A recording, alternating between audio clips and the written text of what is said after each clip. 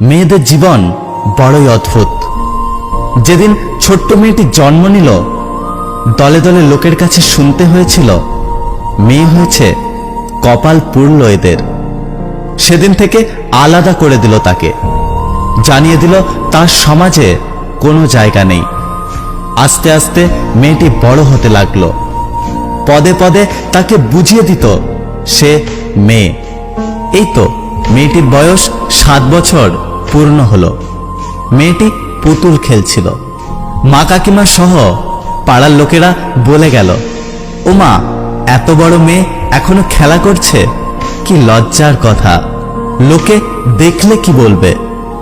আর যখন তার বয়স 12, একটা স্কার্ট পরে রাস্তায় বেরোতে না বেরোতেই তাকে বুঝিয়ে দিল সে অনেক বড় হয়ে গেছে, এসব পোশাক আর পরা যাবে না।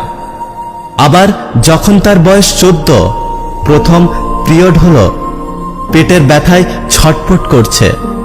সবাই তাকে বুঝিয়ে দিল তাকে এই রকম যন্ত্রণা সহ্য করতে হবে, কারণ সে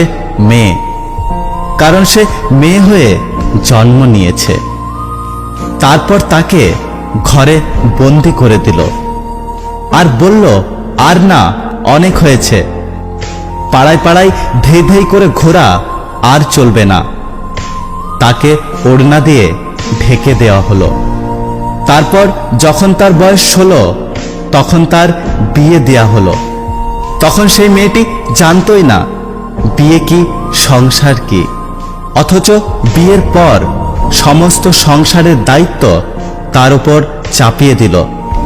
আর এর মধ্যে কিছু ভুল হয়ে গেলে শুনতে হতো নানা কথা, কখনো স্বামীর আদেশ, কখনো শ্বশুরবাড়ির লোকের আদেশ। মানতে মানতে সে নিজেকে খুঁজে পেল না। সে তার পুতুল নিয়ে খেলার বয়সে জন্ম দিল একটা সন্তানের।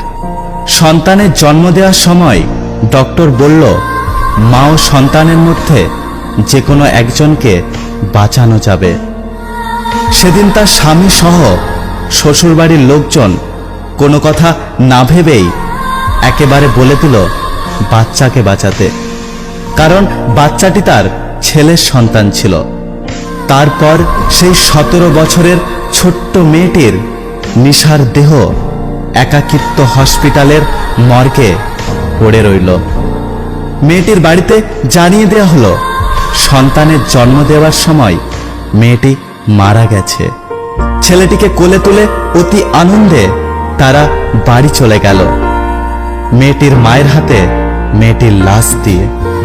সমাজের এই রীতি এখনো অনেক জায়গায় তার চিহ্ন রেখে গেছে।